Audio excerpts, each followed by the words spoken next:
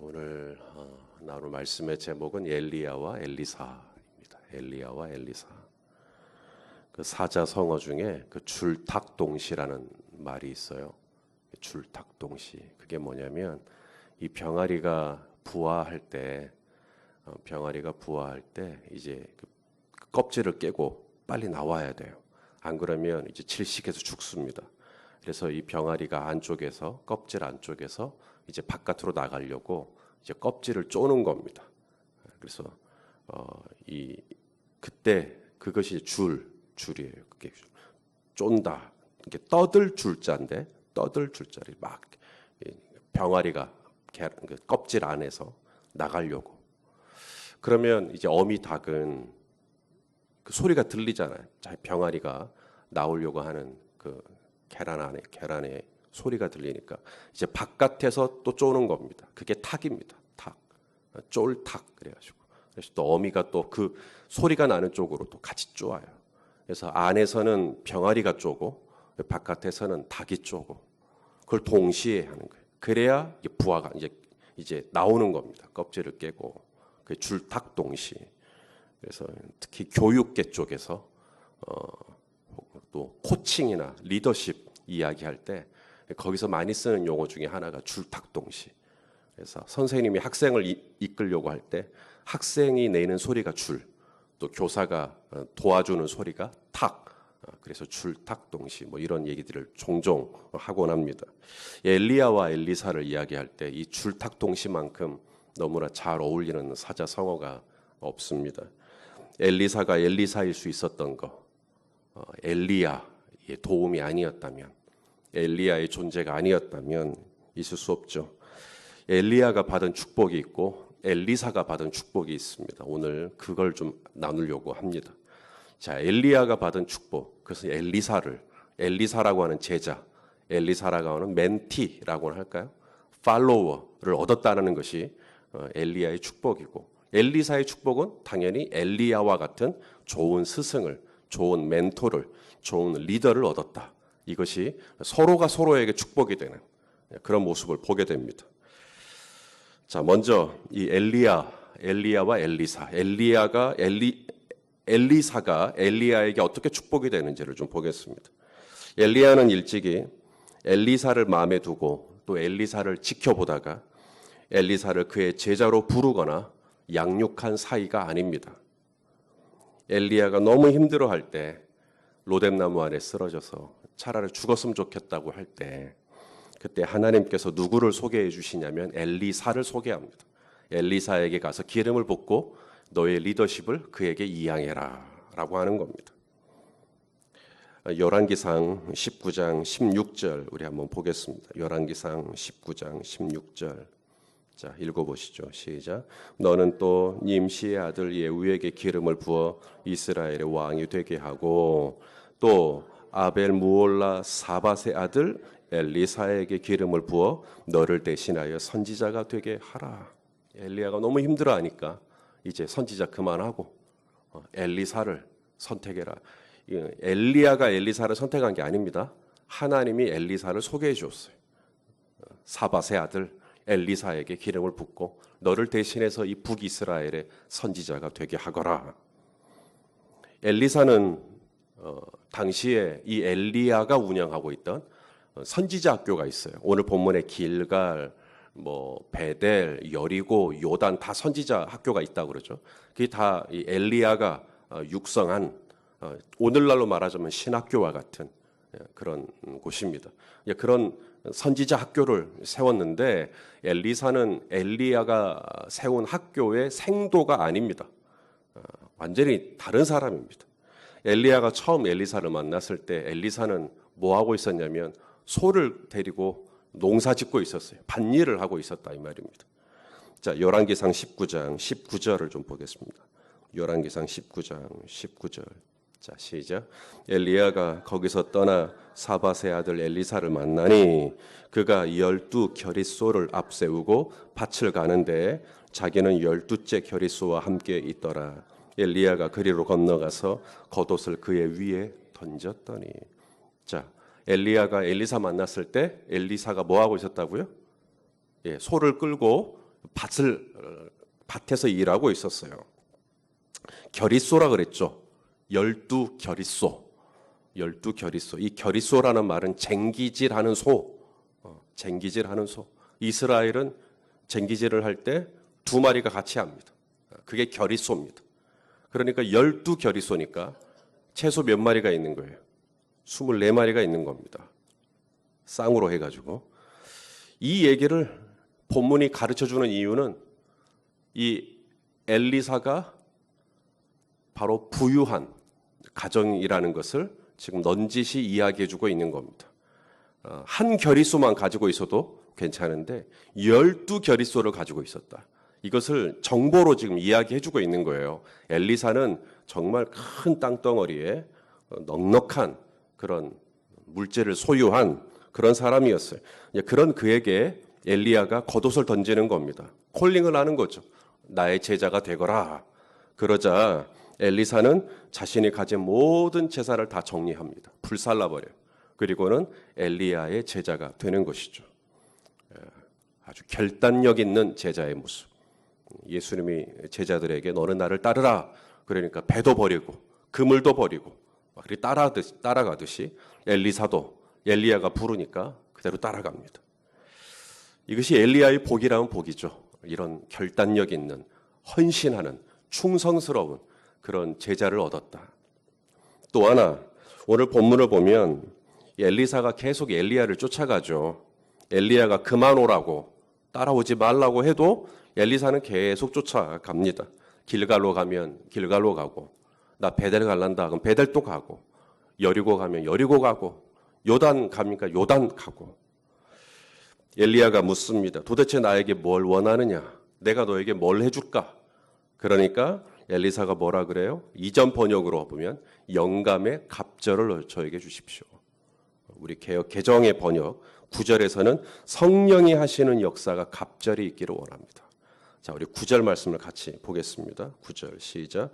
건너매 엘리야가 엘리사에게 이르되 나를 내게서 데려감을 당하기 전에 내가 내게 어떻게 할지를 구하라. 엘리사가 이르되 당신의 성령이 하시는 역사가 갑절이나 내게 있게 하소서 하는지라. 엘리사가 뭘 구하고 있습니까? 엘리야의 지식입니까? 엘리야가 그동안 선지자로 모아놨던 축적된 그런 지식 혹은 엘리야의 명예, 엘리야의 재주, 엘리야의 사회적인 지위 그런 거 구하는 거 아닙니다. 그동안 이 엘리야는 사르밧 과부의 이 기름통, 밀가루통, 이 가뭄 동안 달아지지 않도록 그런 기적도 행했고 그 과부의 아들이 죽었을 때는 살려줬고 갈멜산에서 하늘에서 불이 떨어지게도 했고 3년 반 동안 비가 한 방울 내리지 않았는데 비를 내리게도 했죠. 오늘 본문에 보니까 요단강을 갈라지게도 하고요. 해오리 바람을 타고 하늘에 승천하기도 합니다. 이 모든 것들을 보면 우리는 엘리야의 능력에 집중합니다. 엘리야의 뛰어남에 집중을 해요. 그리고 엘리야가 참 위대하구나 이런 생각을 하게 됩니다. 그런데 오늘 엘리사를 보면 엘리사는 그의 스승에게 뭘 구하느냐면 당신의 능력이나 당신의 위대함이나 이런 걸 구하는 게 아니라 당신을 통해서 하시는 성령의 역사, 당신을 통해서 하시는 성령의 역사가 갑절이나 내게 있기를 원합니다. 엘리야의 축복 무엇인가? 바로 이 엘리사와 같은 후임을 얻는 겁니다. 엘리사가 어떤 후임이냐고요? 선배 엘리야의 사역의 본질을 꿰뚫어 볼 줄 아는 안목을 가지고 있었다는 거죠. 남들은 엘리야의 재능에, 엘리야의 능력에, 엘리야의 뛰어남에 막 칭송하고 있을 때 엘리사는 우리 선배가 저만큼 할 수 있었던 것은 성령님 때문이다 라고 본질을 꿰뚫어 봤다는 거예요. 여러분 무엇을 구하는지를 보면 그의 수준을 알 수 있다 그러죠. 아무나 구하는 것 아닙니다. 무엇을 구해야겠다. 이게 보여야 그걸 구하는 거예요. 그게 안 보이면 절대 못 구합니다. 지금 엘리사는 그걸 본 거죠. 이 엘리야 선지자의 뭐 하늘이 갈라지고 불이 떨어지고 막 죽은 사람 살려내고 막 이런 것만 사람들은 볼 때 엘리사는 저거 다 성령의 역사다. 성령의 역사다. 이걸 정확히 받고 그리고 그걸 지금 구하고 있는 거예요. 그걸 못 보면 뭘 구해요? 나도 당신처럼 능력 있기를 원합니다. 이런 거 구했겠죠. 가끔 신방을 가서 뭘 위해서 기도해 드릴까요? 라고 기도의 제목을 물어봅니다. 기도 제목을 물어보면 그 가정의 요 사이에 뭘 바라보고 있는가가 그 제목에 나와요. 이제 엘리야는 떠납니다. 하늘로 승천해요. 이스라엘의 영적 부흥의 책임은 이제 엘리야에서 엘리사로 넘어갑니다. 당시에 이 북이스라엘은 그야말로 암흑과 혼돈의 시절입니다. 곳곳에 바알 신당이 세워져 있는 아주 참혹한 지경입니다. 이 엄청난 어두운 시대에 선지자로 서 있어야 된다라고 하는 엘리사의 이 영적인 부담감과 책임감. 그러나 엘리야는 참 복이 많습니다. 왜냐하면 이 엘리사와 같은 후임을 얻었어요. 엘리사는 가치관이 다릅니다. 12결의소 문제가 되지 않습니다. 하나님이 나를 부르시면 엘리사는 그 모든 걸 다 불살라 버립니다. 그리고 하나님 쫓아가요. 이런 가치관을 가진 엘리사. 또한 남들과는 다른 눈을 가졌죠. 다른 사람들하고 보는 눈이 좀 달라요. 오늘 본문에 보면 생도들이 등장을 합니다. 이 생도들이 엘리야가 곧 하늘로 간다 하는 것을 모르고 있나요? 알고 있나요? 알고 있습니다. 자, 보십시오. 3절을 보시면 베델에 있는 선지자의 제자들이 엘리사에게 나와 그에게 이르되 여호와께서 오늘 당신의 선생을 당신의 머리 위로 데려가실 줄을 뭐예요?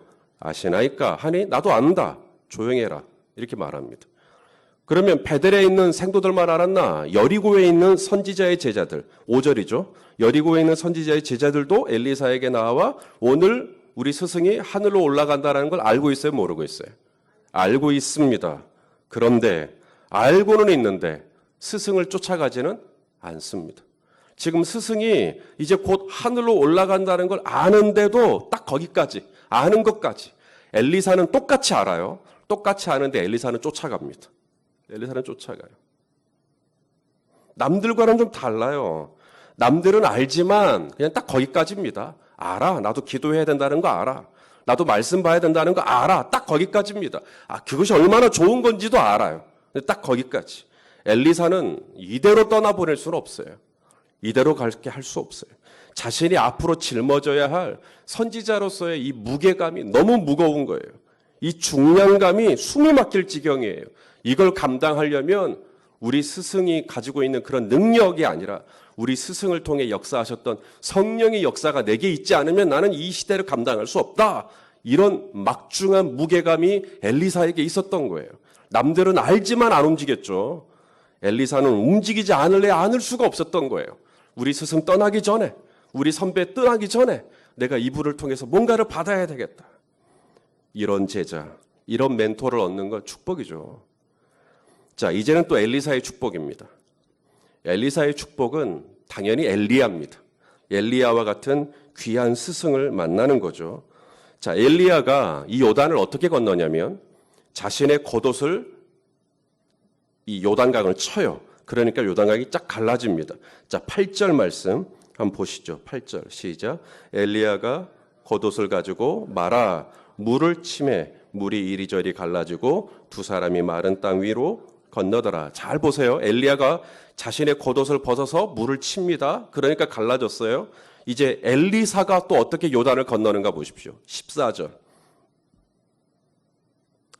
시작. 엘리야의 몸에서 떨어진 그의 겉옷을 가지고 물을 치며 이르되 엘리야의 하나님 여호와는 어디 계시니까 하고 그도 물을 치매 물이 이리저리 갈라지고 엘리사가 건너니라. 무슨 말이죠? 선배가 본 걸 그대로 합니다. 자기 스승이 한 것을 그대로 보고해요. 여러분, 본다는 건 축복이에요. 선배가 어떻게 일하나, 그렇죠? 내 스승이 어떻게 일하나, 이걸 본다는 건 큰 축복입니다. 본 게 있으니까 나중에 또 그대로 합니다. 저와 목포에 있는 제 형님의 최고의 유산은 제 아버님을 본 겁니다. 제 아버님이 어떻게 설교 준비하시는지를 본 거예요. 제 아버님 서재에 책이 없는 게 아닙니다. 지금도 저와 제 형님이 보유하고 있는 도서량에 비해 저희 아버님은 갑절이나 많습니다. 설교를 준비할 때는 그렇게 많은 책을 뒤로 미루고 성경책과 노트 딱 2개만 가지고 무릎을 꿇고 기도하십니다. 막히면 기도하고 막히면 기도하고. 제가 학교 끝나고 아빠 보고 싶어서 서재문을 열면 어김없이 저희 아버님은 무릎을 꿇고 기도하고 있는 모습, 말씀 묵상하시는 모습, 본문을 붙들고 씨름하는 모습, 그것이 제 뇌리에 선명하게 남아 있습니다. 주변에 그 많은 책들, 당신 서가에 꽂혀 있는 그 많은 책들 보면 쉬울 것 같습니다. 책을 참조하면 얼른 할 수 있을 것 같습니다. 하지만 제 아버님이 책을 읽는 순간은 책을 안 읽는 게 아니라 읽는 순간은 언제냐?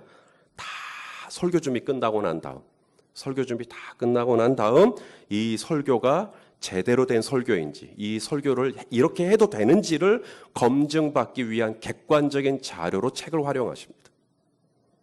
이것을 저와 형이 보고 자랐습니다.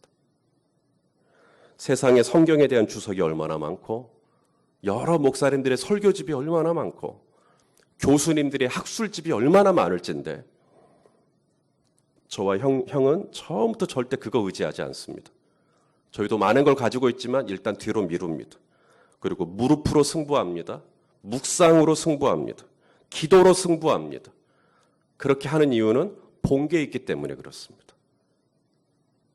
제가 아는 한 후배가 있습니다. 찬양 참 잘합니다. 기도도 참 잘합니다. 성품도 참 좋더라고요. 성실해요. 근데 설교가 부족해요.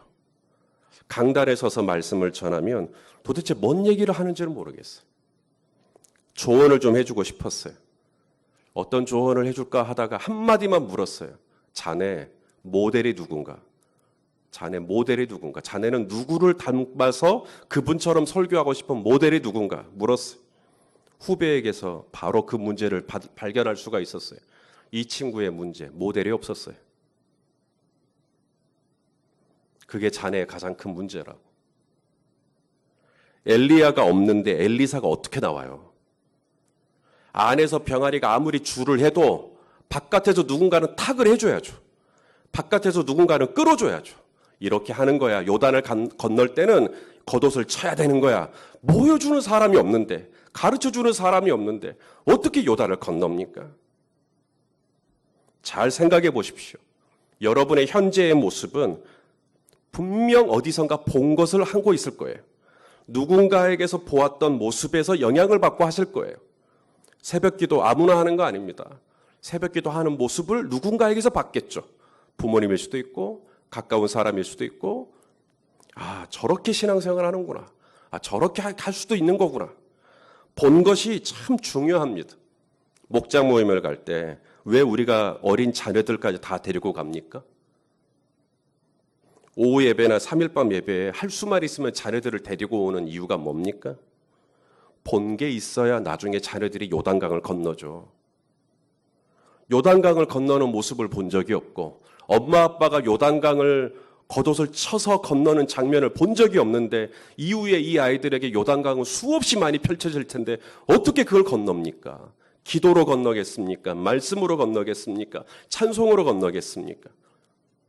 보여줘야죠. 기도하는 모습, 하나님의 말씀 붙드는 모습, 엄마 아빠가 뭔가를 결정할 때 정말 하나님이라면 어떻게 하실까? 그걸 고민하면서 결정을 내리는 모습, 엄마 아빠가 함께 영적 전쟁하는 모습, 엄마 아빠가 함께 찬양하는 모습, 엄마 아빠가 교회를 어떻게 세워가는지를, 엄마 아빠가 어떻게 성도들을 섬기는지를 보는 게 있어야 자녀들이 나중에 똑같이 하죠. 본 게 없으면 못합니다. 왜냐하면 머릿속에 감이 안 와요. 본 게 없으니까. 삶으로 가르치는 것만 남는 겁니다. 저희 부모님이 생전에 새벽기도 하셨지. 그래야 그 아이가 컸을 때 새벽기도 할 확률이 높아집니다. 본 게 없으면 쉽지가 않아요. 선생님들이 릴레이로 지금 기도하고 있습니다. 100마디 말로 가르치는 것보다 선생님들이 금식하면서 기도하는 모습 보여주는 것, 이것이 아이들에게 훨씬 더 강렬하게 남습니다. 엘리야가 엘리사를 축복으로, 엘리사는 엘리야를 축복으로, 서로가 서로의 존재로 축복으로, 저는 우리 성도님들이 저의 축복으로, 여러분들의 축복은 저의 존재로 이렇게만 될 수 있다면 얼마나 좋겠습니까? 그런 은혜, 그런 줄탁동시의 축복이 저와 여러분의 평생에 함께 하시기를 예수님의 이름으로 축원합니다.